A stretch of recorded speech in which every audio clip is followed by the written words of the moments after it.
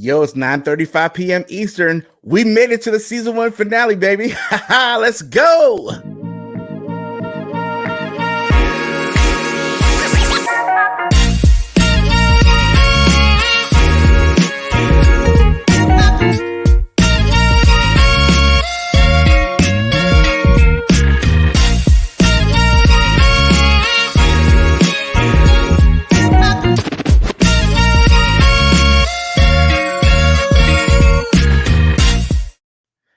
Hey, what's up, Grace and Peace family? It's your boy CMB, the Ambassador, and you are watching the season 1 finale episode of Back to Bible Basics with the Ambassador, or Triple B with me. So glad you could join us tonight. Listen, man, I'm so excited for tonight. It's been a long time coming. You guys have made this an absolute success, and I love each and every one of you. I appreciate y'all for coming through, watching and listening, participating. That's been the most fun. I've had a great time doing this so far. Season 2 is coming up, but more on that a little bit later. First and foremost, I got roll call in the class. I got my man, Benjamin Handelman. What's good, my brother? My new best friend in the whole wide world, Curly Shanae. What's good, sis? Appreciate you for coming through. One of many. What's good? Nate 2D2, the great 2D2, my brother from another mother. We are named quadruplets. Yes, sir. I see brother Adrian Jones. I see my man Thomas White. We're going to be hanging out next week, Thomas. So good to finally catch up with you again, bro. It's been too long, so we'll be catching up next week for sure.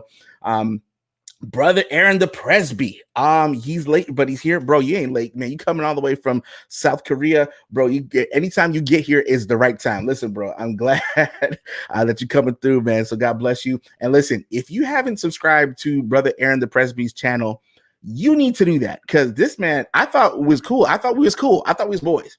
I thought we were cool. I didn't know about all this hidden talent. And I mean, when I say the man can play the keyboard, he could play like he ain't playing around type of stuff. So listen, subscribe to your man, and he's always dropping some good Bible knowledge, man. This is my man right here. So God bless you as well. Curly Shanae says finales usually have drama and cliffhangers. I don't know if we're gonna have drama tonight and cliffhangers, but I'll tell you what no other episode of a season finale would have on an apologetic show. We're gonna have a cookie recipe, and I'm not even kidding. Just wait and see.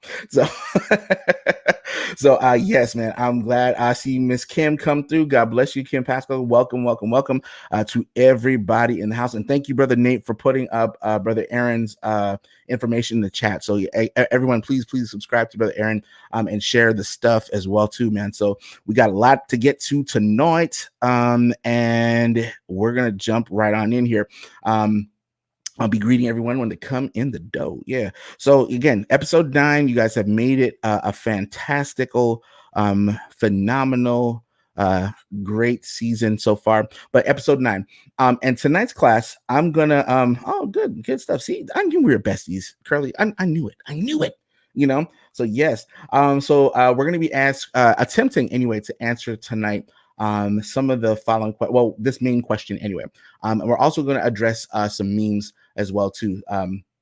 So we'll talk about that. So this is the question: which Bible translation should I use? And of course, we've been watching the whole first season from jump till now, episode 9, the last episode for this season anyway.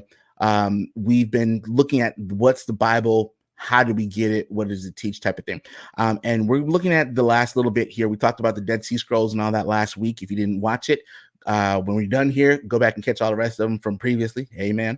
And we're gonna be looking at the different kinds of translations and so forth. Right? Absolutely not. No. And absolutely not. No. If you don't know what those two are, from Nate 2D2 and Curly Shanae, it's the TP translation, and TP stands for you know what. Anyway, so no, not the Passion. The Passion translation is scary, as is the New World Translation is no translation at all.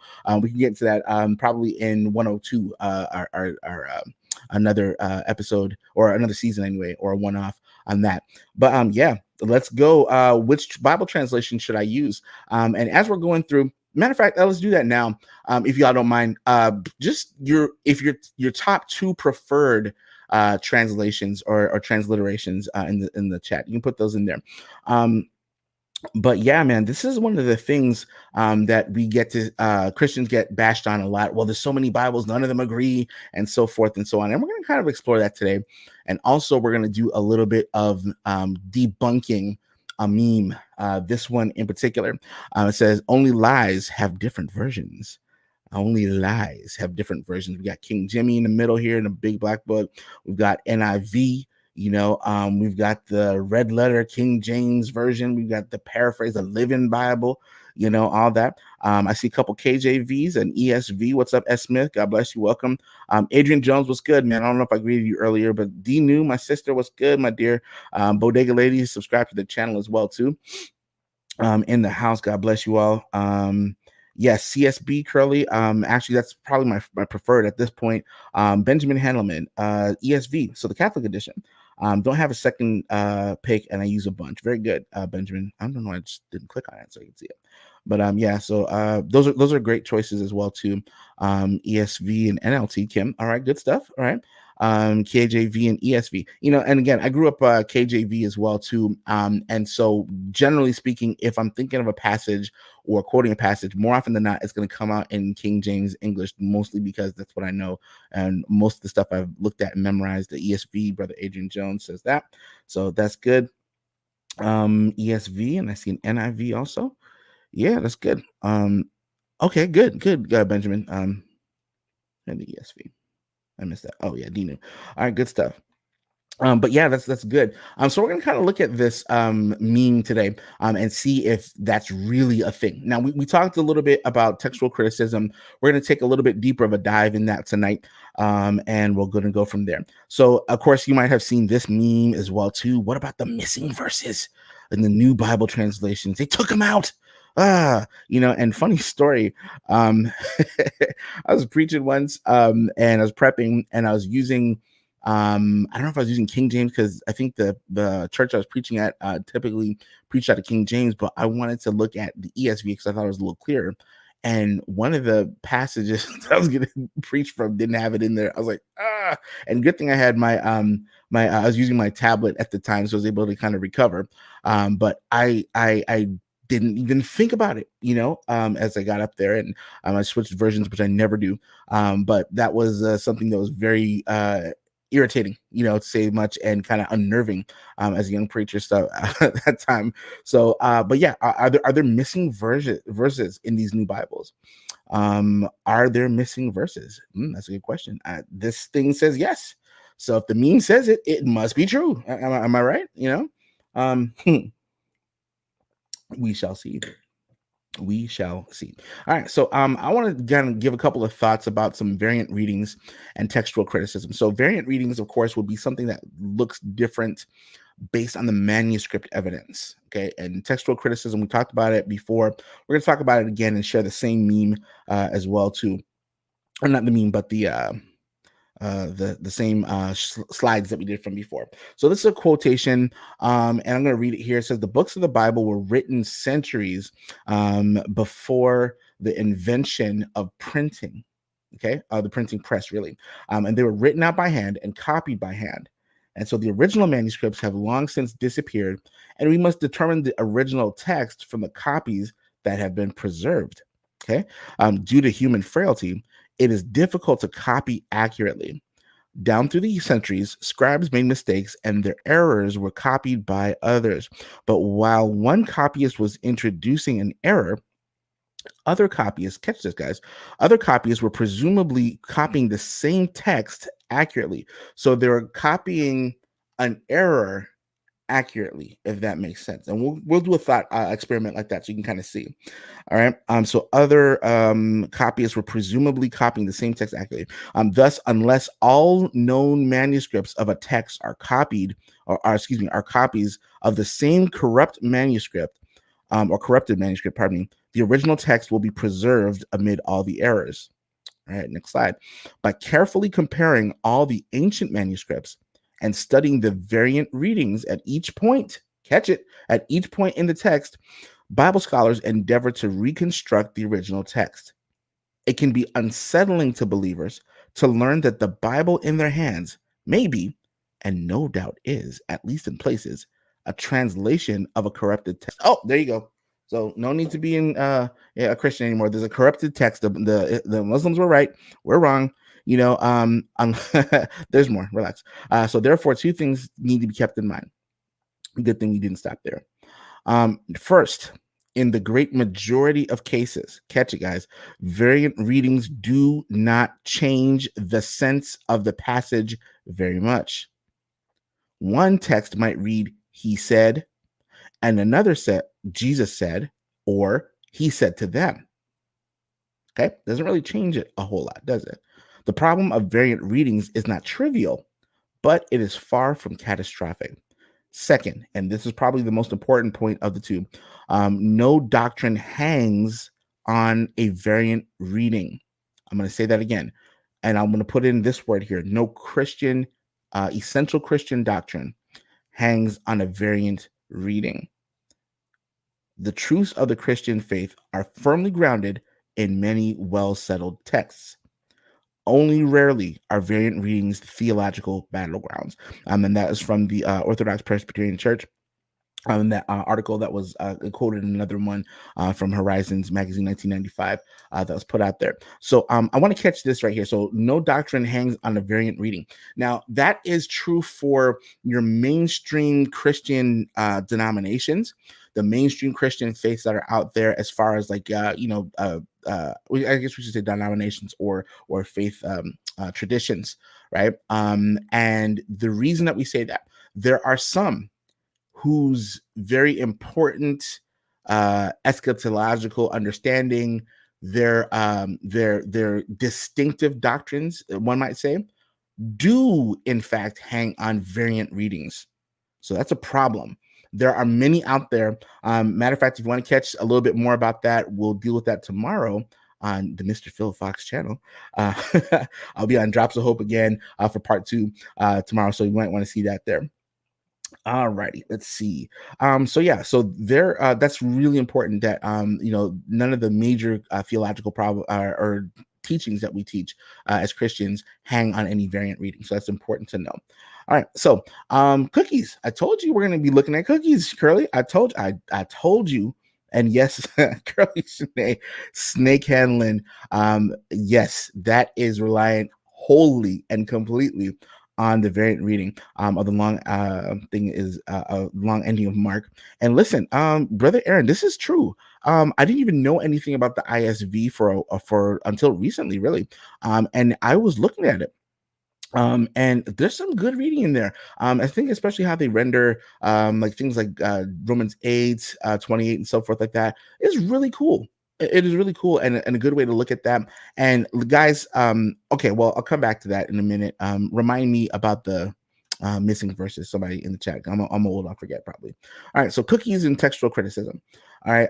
So everyone loves cookies. Maybe not chocolate chip is your favorite or whatever, but everyone loves cookies, right? And so we're going to look at and do a thought experiment about the Apostle Paul's famous chocolate chip cookies. And I want you to think about it in terms of like when we were thinking of like variant readings and so forth. So let's say this is Paul's manuscripted, world famous chocolate chip cookies. You go to Paul and he's doing tents when he's tent making and stuff like that. In evenings, he wants to wind down and make a batch of cookies.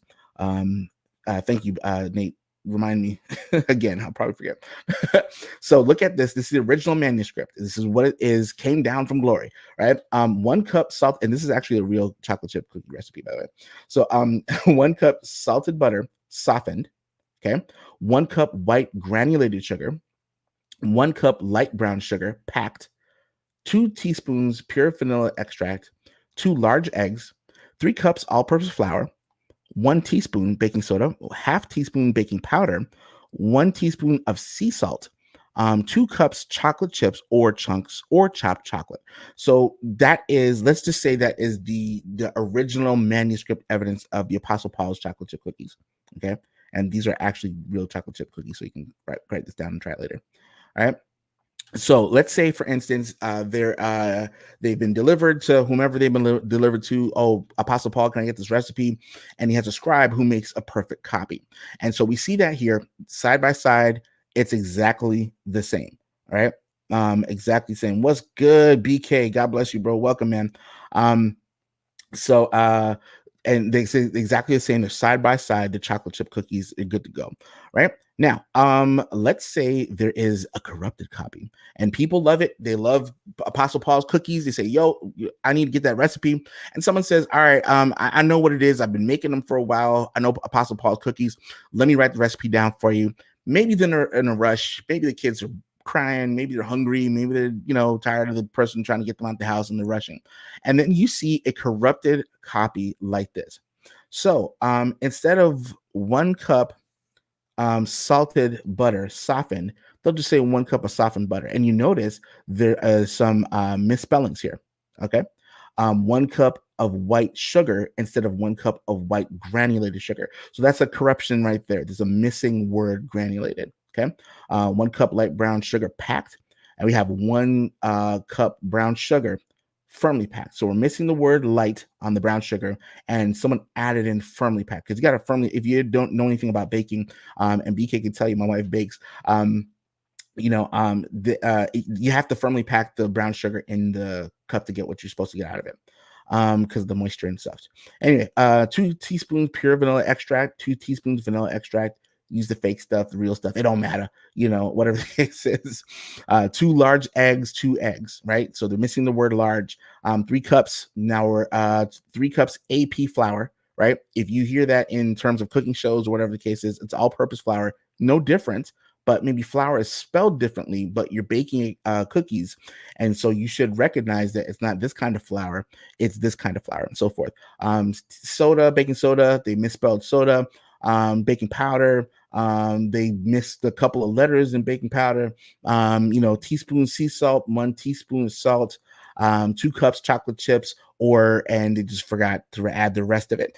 So you can kind of see how that would every single line in this recipe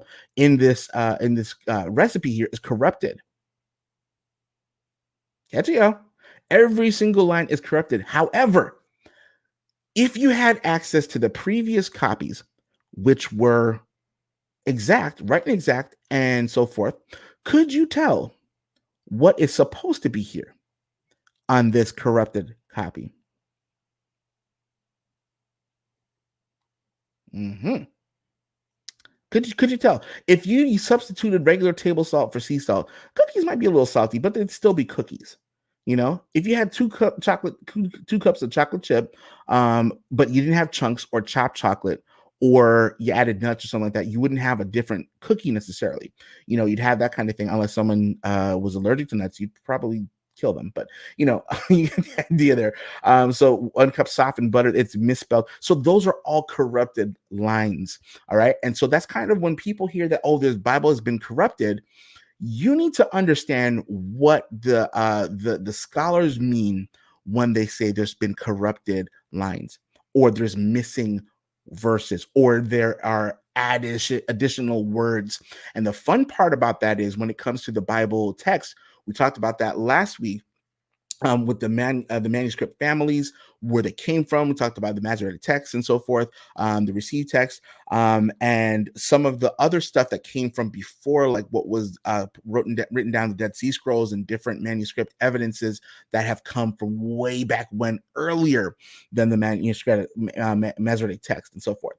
Right. So that's the kind of thing I want you guys to think of. It's not that it's corrupted and people are just making this stuff up. Remember the telephone game when we talked about that? It is not that at all. So when we're looking at this, right, you guys can recognize exactly what is going on with the cookies here, right? And again, we're going to go a couple of things here, and this is actually the the cookies. And I didn't have enough space on my slide, so you bake them for about 8 minutes or so like that. And if you are looking back later, these are actually really good cookies. So you preheat the oven. Is again perfect copy here. I just did, Nate. Good grief.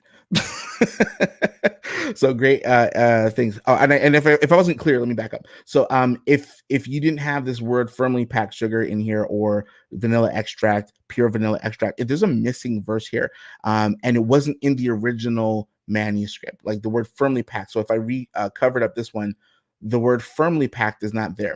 So if this was one manuscript family that went forth, and everyone else said it was firmly packed brown sugar, firmly packed, and you found an earlier manuscript from Paul's original recipe, right, that doesn't say firmly packed, right, then we would know that there's a missing verse if they go back to the original or what's closest to the original. I hope that made sense there. Thank you for that, Nate. All right, so what's good, MJ Jackson? What's good, my brother? And then so last little bit here. I'm sorry, got ahead of myself. Preheat oven to 375 Fahrenheit. Separate bowl, mix flour, yada yada yada. You can see all that right on the screen. What's good? Trying to make gains. Welcome, right? And so you can see all this right here. And let's just say all that's perfect except for the last couple lines right here. So preheat oven to 375, right? We use Fahrenheit ovens here in the United States. They use Celsius ovens elsewhere, right? So if you were to say preheat the oven to 375, someone might have like that's a little hot, until they recognize, oh, you know what, they mean Fahrenheit. So maybe that's what they mean here. So you'd have to insert that, okay, to get what was accurately in the beginning. Same thing, separate the bowl, mix the flour, baking soda, and missing word with the sea salt set aside, right? Cream butter and sugar until incorporated, then beat in eggs and vanilla until combined. This one says beat in eggs and vanilla until fluffy. So combined is missing earlier. Incorporated is added here and so forth. So you can kind of see how that's going on, right? And so this line here, 12 ounces of packed sugar or chocolate chips is mixed well. That's perfectly preserved here. But then you also have a couple of other things here, and these are corrupted, quote unquote, types of things. So again, so this is what it is when we're talking about corrupted Bible verses. Some things are missing, so quote unquote, or added in the text, and people want to take it and run with it. Some people want to like our friendly neighborhood internet infidels like to make it seem as though the Bible has just been made up along the way and so forth. But again, we have an embarrassment of riches, as they say, in terms of the of manuscript evidence. So we know we know what the original would have said. Okay, and we don't have to worry about that. So we're in good shape here, guys. Benjamin says, I want some cookies are so bad right now. Dieting. Oh, my bad. Yeah. For anyone that's still on Lent, my bad. I'm so sorry. Love y'all. Anyway, so textual criticism. This was a slide we saw earlier in the season, talking about textual criticism, particularly of the New Testament, is the analysis of the manuscripts of the New Testament whose goals include identification of transcription errors, and that's what we just saw.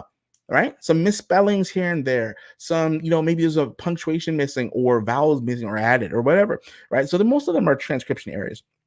An analysis of versions and attempts to reconstruct the original. And again, if you have enough copies, right, you can reconstruct the original, or at least get that close enough to where you know what it was talking about. And that's exactly what we got. All right. Oh, also one of many. That's a great point. Says also English words have changed their meaning from 1611 until now. That's right, when the King James Bible was written. So there are even verses the King James version that don't necessarily say what they think they mean today. That's 100% correct. All right. I'm going to pick on a lot of people right now, but there are some passages in certain key doctrines. Again, you got to watch Drops of Hope tomorrow to kind of see some of this stuff. There's some things that are translated in a way in the King James version that are actually incorrect based on the oldest manuscripts. Right. And so some people, will hold to King James onlyism, where it's like, it's good for Paul and Silas, it's good enough for me. And that's kind of what they think that the original Bible would have sounded like. However, what we know is that the original Bible, and especially the New Testament anyway, was written in Koine Greek, which was the language of the people, that the people could understand. So it wasn't like high and lofty Greek, classical Greek or whatever that the educated people might have spoken, but and similarly to the Latin Vulgate that we talked about a couple of episodes ago, where there was talking street Latin, you know what I'm saying? So as opposed to high Valyrian or whatever y'all do. So Game of Thrones reference there. Anyway. Let's see. Benjamin Handelman, what'd you say, bro? Some of those scribes had terrible handwriting too. Exactly. So don't be surprised. They messed up copying on the next batch. I feel bad for a scribe that would have to copy my writing. Yeah. And for me, I can laugh at that too, man, because depending on the time of day, you can tell when it's getting late and I'm tired. I don't feel like writing no more. So my bad to anyone when I had to write paper-based documentation. It was all bad, but thank God for computers. Yeah, man. So that's that there, man. So I hope y'all are catching it and understanding. So far so good. We're having a good time tonight. Let's see. Let's talk about a couple things like dynamic equivalence or informal equivalence. If put a one in the chat if you've heard these terms before. Let me know if you've heard to put a one in the chat. I'll take a sip of my water in my Darth Vader mug.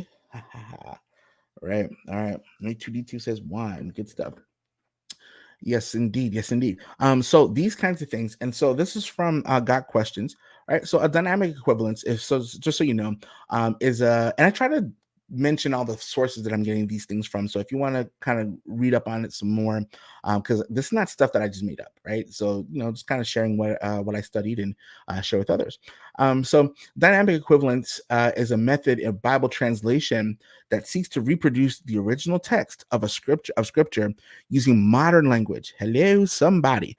Modern language and expression to communicate the message of the Bible and translating a verse. Dynamic equivalent translation is less concerned, catch it, y'all, with providing an exact English word for each word of the original text, as it is with communicating the basic message of that text. Okay, or that verse, pardon me. Considering the original context, culture, hello, figures of speech, and other effects on language.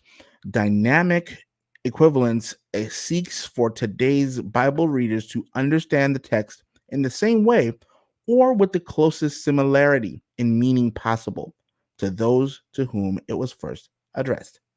Okay, so we're just trying to find out what in the world they're talking about. Okay, we're just literally trying to find out what is this thing saying, and in what way is it saying it. Well, how do I communicate? And I think that's the main thing that we want to do. We don't want to over spiritualize stuff that is meant to be taken literal, and we don't want to literalize stuff that's meant to be taken spiritually, quote unquote. Right? We want to make sure that the original audience would have understood what the original writer would have meant to communicate to them, that so that they can understand, excuse me, so that communication will be taking place. They're picking up what I'm putting down. They're buying what I'm selling. They're understanding the words that are coming out of my mouth. As they would say. So that's basically what it is. Okay, and that's dynamic equivalence, guys. All right. So formal equivalence or complete equivalence is also known as literal translation or word for word translation. All right. And the idea behind, pardon me, guys, behind formal equivalence is to render the text in the same form as the original. Now, this can also mean using the same word order as the original language. Okay, so the same word order as the original language with formal equivalence. Each word of the original language is represented by a word in the target or receptor language. All right. A Klingon onlyist. Hey, listen, if there's, I'll put it like this: if what Creflo Dollar said he needed $65 million jet, I'm gonna put my face back on the screen because I want to be silly. So he said, I need a $65 million jet, and if I find out there's life on Mars, I need a rocket ship to go preach the gospel on Mars. That's what he said. So Creflo, if there's life on Mars, you are not getting a rocket ship to go to Mars, because you're gonna be talking about you need Martian tithe money. No, sir. I rebuke that. Anyway, so oh man, let's see. Oh man, he's killing me, bro. Um, yeah, man, but yeah, that's crazy right here. So that's one of the things we want to look at. And I guess word for word sounds good, right? And I guess this is the question that I want to ask here. Can there be an issue with word for word translation or translating the exact same words, listen to me, y'all, in the exact same order from one language to another language. Can there be issues with that? And I think if you only speak one language, like most people that I know here, you might have taken a couple years of French or a couple years of Spanish in high school or something like that. Some of them might have taken German, or you nerds would have taken Latin or something like that. Um, or whatever. Like maybe you took a couple words and now all y'all can remember is yo quiero Taco Bell because you know the TV commercial, you know what a chalupa is, but you don't know what anything else is, and that's pretty much it, right? So I guess the question would be, is there an issue or could there be an issue with that? And I think if you know more than one language, you know that there could be some beef with that. Okay. Now, for example, I'm gonna butcher this, so I'm not a Quinny Greek guy, whatever the case is. But when I don't even have this on my notes either, but I know I've heard a couple of preachers talk about this when the apostle Thomas sees the risen Christ, the way that he writes it in or when what he said in Greek rather, and how John writes it in Greek, he says the Lord of me and the God of me, right? Kyrios mu and Theos mu, or whatever it is, right? Um, we wouldn't say the God of me unless you're saying you're not the boss of me, or whatever the line is from the TV show, the movie, right? And so yes, I see some great responses here. Curly Shanae says, yes, there can be some issues because language have different word orders. Exactly, right? Also, some phrases don't translate directly. Yes, I'm glad you've been in the chat. That's exactly right. Okay, Kim says it can make it not flow well. It can also be awkward. Exactly. Right. And yes, one of many. Please, y'all hit the like button. Thank you. And the idioms. Yes, yes, yes. Nate has to stay after class. Yeah, but idioms, yeah. So they make things, and that's exactly where we're going next, Curly. So I'm glad we're vibing right here. So here's again another thought experiment here before we leave out for the season. Let's take this word. So English and French, two very closely related languages. They come from the same kind of mother tongue, so to speak, and they kind of veered off into their languages, whatever, right? So English and French, they're relatively close. Some things are borrowed from each other, or whatever the case is, but there are some idioms that may or may not translate directly, right? Yeah, actually, you know what, Benjamin, that's one of my favorite examples to bring up in class when I teach this in church, and people get shocked. He said the word piss in the Bible, right? But that's an idiom, and you have to know. So anyway, it means a dude, right? So English and French. Here we go. So the picture here, it's raining cats and dogs, right? So it's raining cats and dogs. Or dogs coming out here. They're cats here. I've used this example before in multiple places, but it's raining cats and dogs, right? And now if someone says that, especially an older person, we don't say that much anymore nowadays. But if someone says it's raining cats and dogs out there, we know, because we're English speakers, we know that there are not canines and felines falling out of the sky, right? We understand that. Right? La Fitness, all right, and they don't even have croissants there. It's terrible, horrible, right? So LA Fitness, yeah. So canines and felines are not falling out of the sky, but we understand that would mean, it's raining cats and dogs, or it's heavy rain. Okay. Now, if we go a direct word for word translation right here, in English, it's raining cats and dogs. And forgive me, I haven't spoken French in a long time, but it sounds something like il pleut de ce dos, right? De sodo, excuse me. Il pleut de sodo, right? So does that mean it's raining cats and dogs? Not exactly. Okay. Il pleut, it is raining. So do, buckets of water. EU. That means water. D, when there's two vowels next to each other, they'll have the apostrophe. So je t'aime, it's T-E A-I-M-E. I love you. Je t'aime, you love, right? It sounds weird, like you said, out of the order here. But yeah, so il pleut sodo, right?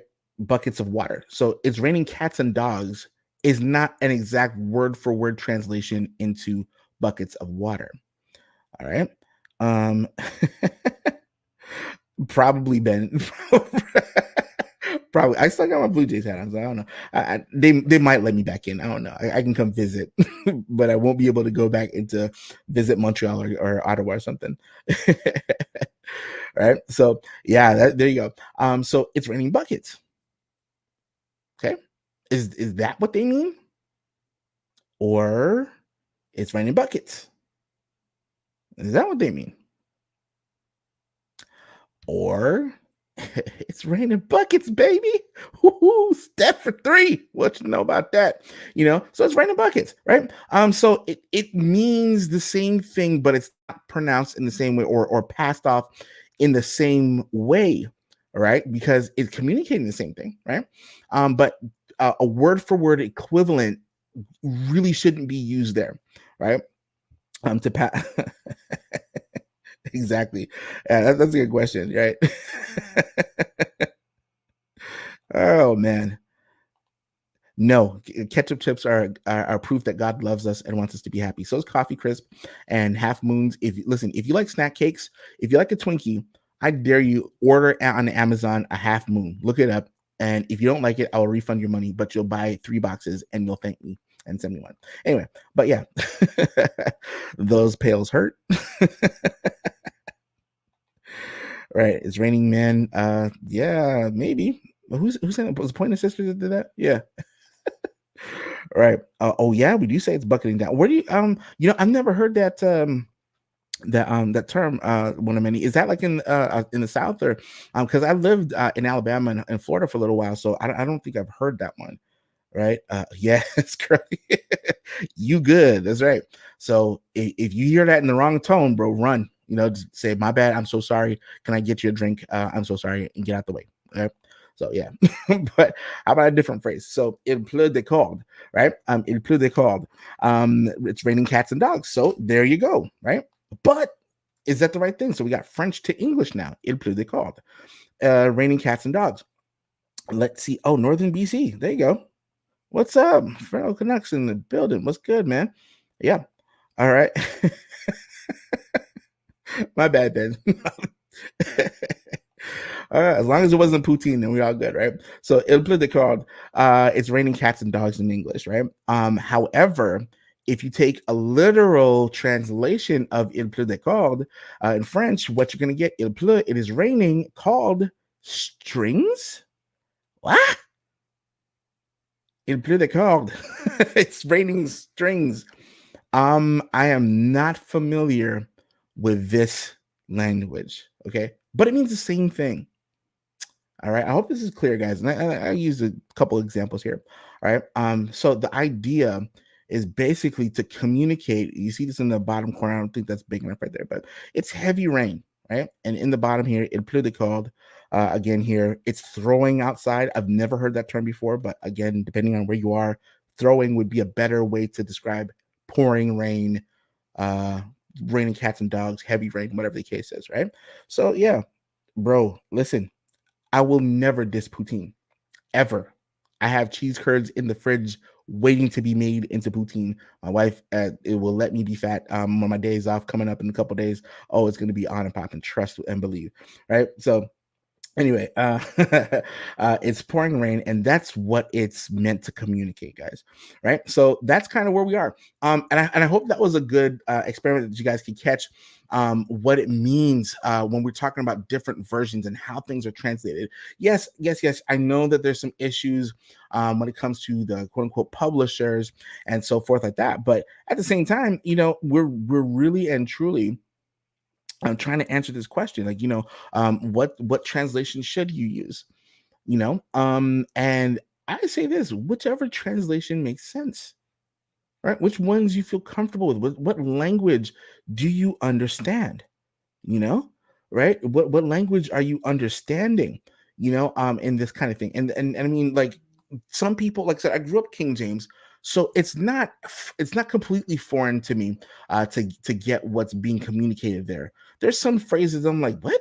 Oh, okay, right. And sometimes you might have to whip out the concordance or the Strongs or the get on Bible Hub, or shout out to Damon Richardson.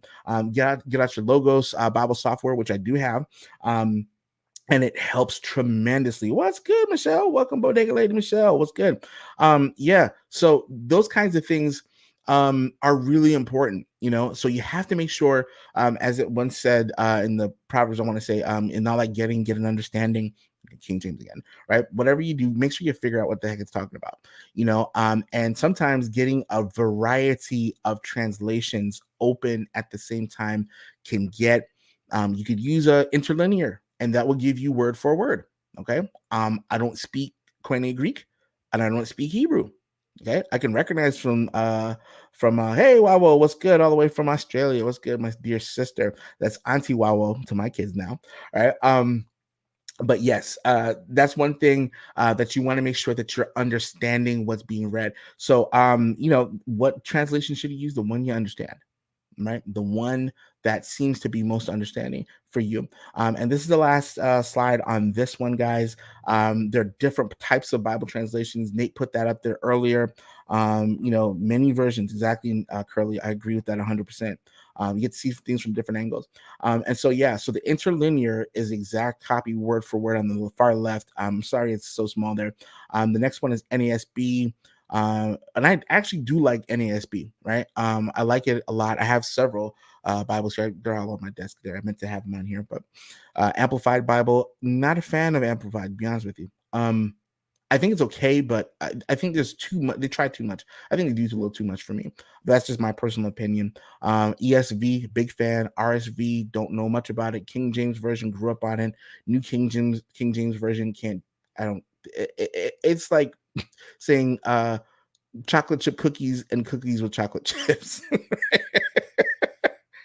It's really not. It's really not that great. Yes, and Coin agree. Oh, that's what's up, Curly. I need to get involved in that as well too. I need to learn myself. I really want to learn how to read the Bible in the Greek translations myself. So that'd be good. And thank you very much. All right. So yes, so HCSB, which is actually our Pew Bible at the church that I attend, associate pastor of Faith Life Church. Whoop, whoop. It's HCSB, that's the Pew Bible. It's easy to understand in modern English, but it doesn't stray so far away that you're getting into the just, well, what they really meant was, you know, you don't get too far off in that way, you get the message and so forth, which I don't hate the message, but I won't read it for study. That's just me personally. NRSV, NAB, NJB, NIV, and so on and so forth. And all the way down here. NLT, I like the NLT, and I have the New Century Version. I have a copy of that on my shelf over there too. Living Bible, Contemporary English Version, I do have that as well too. So my kids like to read that one, but we said we don't go nuts with that stuff there, because like I said, it can get if it's not age appropriate, some things are extremely difficult for some kids to pick up. So just whatever can help them, and we talk through that stuff as well too. So let me see. Good comments, everybody. I appreciate that. Benjamin Hanman says, I'm struggling with that Greek alphabet. I thought I used to think I was smart. Can't even learn 24 letters. Yes, you can, bro.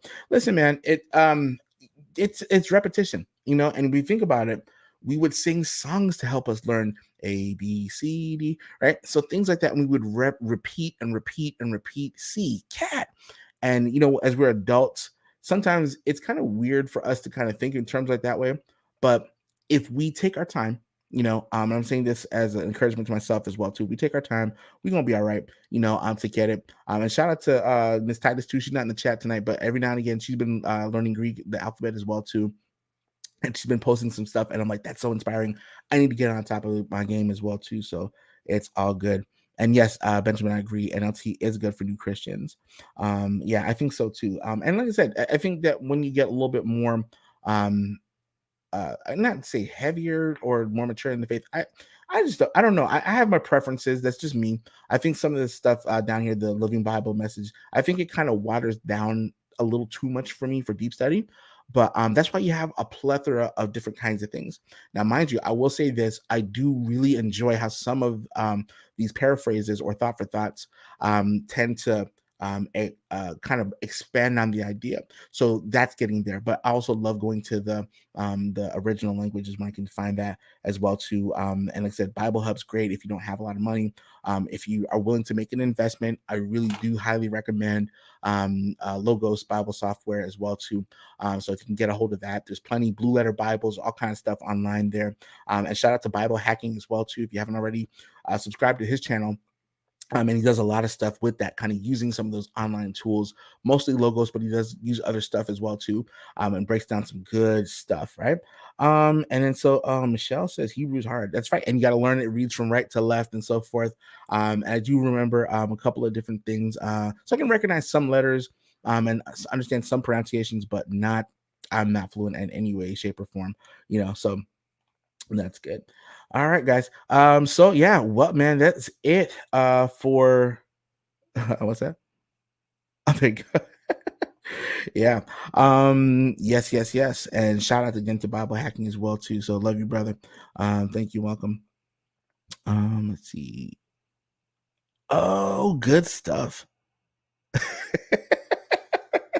Hey, listen, the Feast of Booth, I think, is coming up soon. So you can swing it, right? No, I'm kidding. All right. Yes, Kim, I think so. I think Logos has tremendously helped in my preaching and studying as well too. So I've really enjoyed it. I'm glad I got it when I did.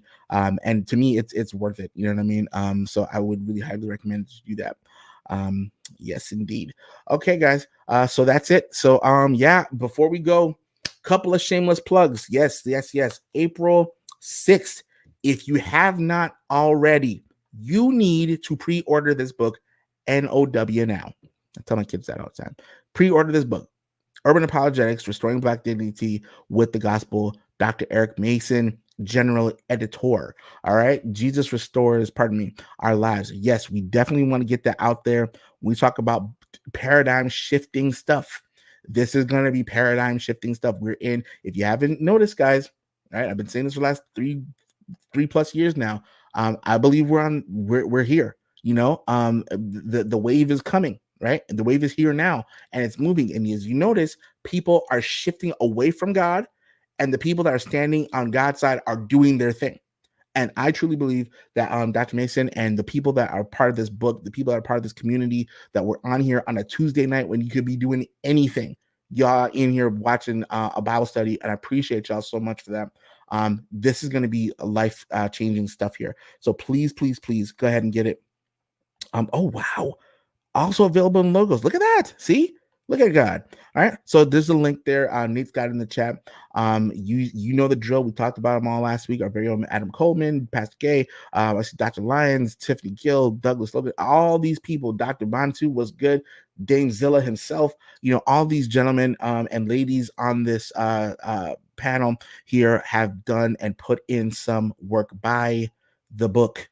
Buy one for your friends, buy one at the church, get pastor on board or whatever the case is, and study through it, man. I think this will be helpful a lot of things, because there are many people who are dying out here, literally dying out here in these streets without Jesus. And we cannot have that.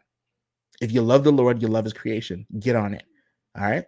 And then so you can see the back of that as well too. Shameless plug there. And with that said, tomorrow night, like I said before, I will be on Drops of Hope's ministry for part 2 with Mr. Phil Fox talking about the great controversy. And if you don't know what that is, check out part 1. We went live on Sunday. It was a great show. A lot of wig flipping stuff on there. Some information that you may not be privy to. Catch all that. Part 2 tomorrow night at 8 o'clock. Also, Thursday night, I'll be off, thank God. And then Friday, we will be at the Bodega on the BK Apologist channel Friday night, 9 p.m. For an Easter special. Okay, so please, please, please look out for that as well too. After Friday night, I'm taking a break. So yes, I need to take a break. I'm actually gonna take a little bit of a social media break and just kind of recharge a little bit, just relax a little bit, spend some more time with the kids and wife and such as well, and turn my phone off. I'm going to be doing that for a little while. That's not too super long, but I'll be around. Check me and hit me in the email if you need me. Triple B at CMB. Triple B with CMB at gmail.com. So yeah, season 2 is coming up. We're going to be looking at Who's God. It's going to be crazy. Very long class. And so we're going to have probably It can take probably a good 2 seasons to get through that one. We got a lot to talk about because our God's a great God, and we got a lot of things to deconstruct. So season 2 is coming up. Appreciate y'all. Love you all so much. When is season 2 starting? It's gonna be. Oh, thank you, Nate. I appreciate that. It's gonna be the best day ever. May the 4th be with you. So back on May 4th. All right. So May 4th, I'm gonna try and take the whole break I needed. Right. So we're gonna try and do that there, being off of posting anything. I might post some snippets or whatever the case is, but I won't be doing any classes or anything like that. But if you need me, hit me up. Y'all can hit me in the Bodega Bible Talk group, or hit me on the inbox, or shoot me an email, whatever the case is. Some of y'all got my number, hit my number. We'll talk on the phone. It's all good. So with that said, I love y'all with the love of Christ. Thank you so very much for helping me when I started this channel. The shows, anyway, I had like under 50 subscribers. And now there's 170, I think, or 160 something people that have tuned in. You all have built this. Thank you so much. I honestly, truly love and appreciate each and every single one of y'all. Y'all have made this the best, man. I really appreciate it. So with that said, I'm gonna take me a little break. I'll be back in 4 weeks. So may the 4th be with you. I'll be back with my Darth Vader mug. Maybe I don't know, maybe a Star Wars shirt or two. I don't know. We'll see. But I love y'all with the love of Christ, even if I disagree with you. It's CMB, the ambassador for Triple B with CMB. And I'm out. Y'all take care. See you in a month. Peace.